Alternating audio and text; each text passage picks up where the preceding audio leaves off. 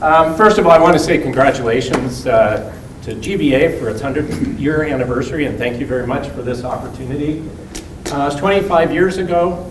There was a similar type of workshop, 2 days though, I think, in Honey Harbor, and the outputs of that we can read about today. So what we're doing here today, 100 years from now, hopefully people will be looking on and seeing some utility and even an understanding of where we are today and how confused we are. Maybe a good part of that story. Georgian Bay Forever is a charity. We grew out of the GBA, as all the other organizations in the GB5 did today, and our focus is on the water. And when we look at water, we actually look at it from kind of three perspectives: the water quantity, how much there is, the water quality, and then the ecosystems that exist inside of that watershed.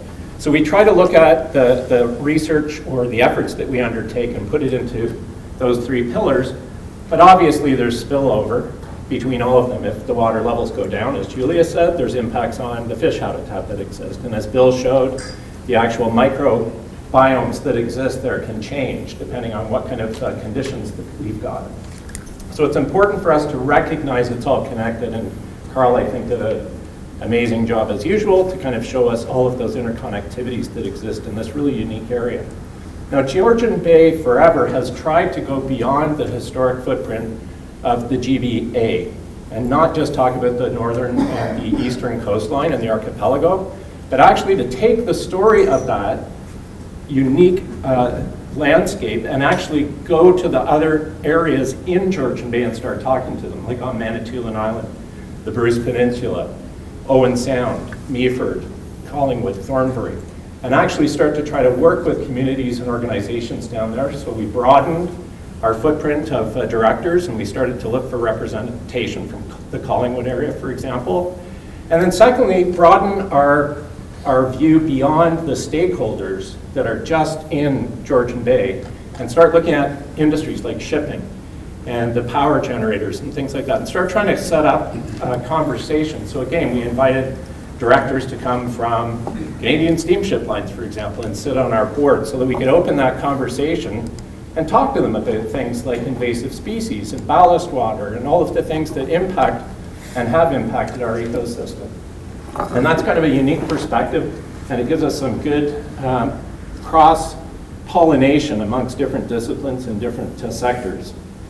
We actually fund scientific research and education, and you've heard the work that we try to collaborate on with the other GB5 organizations here, where we can help support with equipment or instrumentation. We're happy to, and through a grant with the Biosphere, we actually are looking at adding about $30,000 worth of water quality monitoring equipment.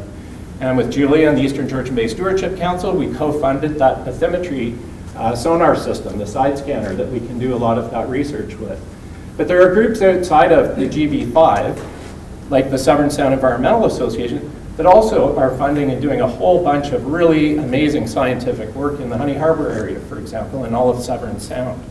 And I think that those conversations and our abilities to kind of work across those other groups that historically weren't part of the GBA is really critical to succeeding going forward here.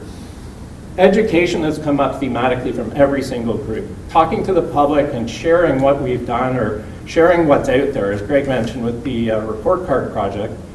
I come to conferences like this and I keep getting a little bit depressed because people keep making statements that aren't based on today's current understanding of the situation. They're based on information that may be 10 or 15 or 20 years old sometimes. We did a survey with the University of Michigan that actually found the most trusted source of information for people about their water is their neighbor. And depends on who you live beside. If you live beside Carl, you've got a lot of good information. If you live beside somebody else that really doesn't know much, you might not have the state-of-the-art information. And so that educational component is key.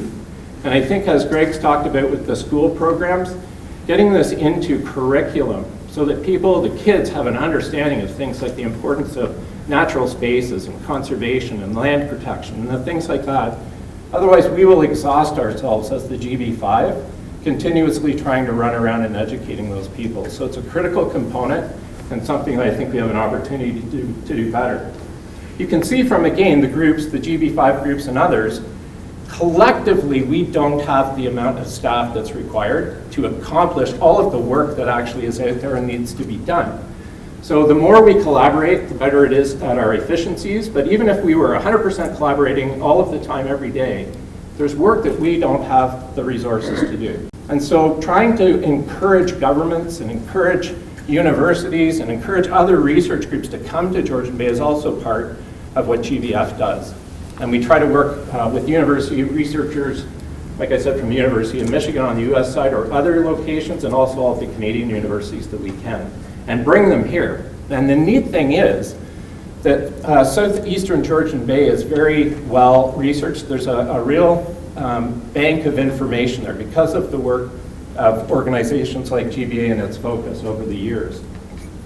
And that is a bonus to the researchers because they have some sense of what conditions looked like 50 years ago, 100 years ago. Just a little inkling from even newspaper articles and things like that.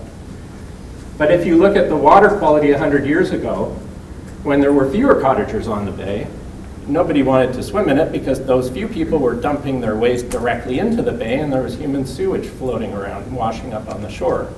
Even with more people today, because the development was done smarter, and we can continue to improve that going forward, now we have great water quality up here, and even some of the most highly impacted bays, the recreational water quality will still be good to excellent. We really are lucky, and we want to keep it that way and keep that vision looking forward. I know I'm the last speaker before you get to lunch, so I'm just about finished. Wherever possible, we want to share equipment, share partnerships, talk to people, hear from the communities, and we're trying to expand our science committee to include membership or at least input sources from the various communities. We had a great opportunity this past summer in Honey Harbor with Peter Kutzier's daughter, and another Davis from the area that came and joined us as summer students, to get students into the community all summer long to do education, to help with Phragmites identification, to talk about the associations that existed and the different organizations that are out there and all the work we did. And we hope to continue that with all of the communities up the bay, where Georgian Bay Forever can kick in some money for a student, maybe the community association can partner, or we can look for funding sources from the government to support that program. And here's why Georgian Bay Forever's focus is so important. When we look ahead 100 years from now, what are the things that they'll be able to do because of the base work that we've done today? If we look today back 100 years, 200 years, 400 years to the First Nations records, some of the stories that come out really inspire me. There's a young woman that was actually from the Chippewa-Nawash First Nation down at the base of the Tobermory Peninsula. And she came out to one of the IJC meetings. And with the blessing of her elders, she said, we remember a time when the water level in the bay used to rise because the lake herring would swim in and the trout would follow. And just the water level rising because of the fish that were in it was kind of amazing. Where you could almost literally fish by throwing a bucket into the water and pulling it out. And where the sturgeon, you could see them eating the cranberries off the bushes along the shore. That's a vision that we don't have. Europeans kind of came and degraded the system so quickly. We really need, and Marilyn was kind enough, Marilyn Capriol, to invite me to a gathering up on Garden River, the St. Mary's River. A gathering. The paddlers came from Walpole Island First Nation, paddled all the way from Lake St. Clair up to the St. Mary's River.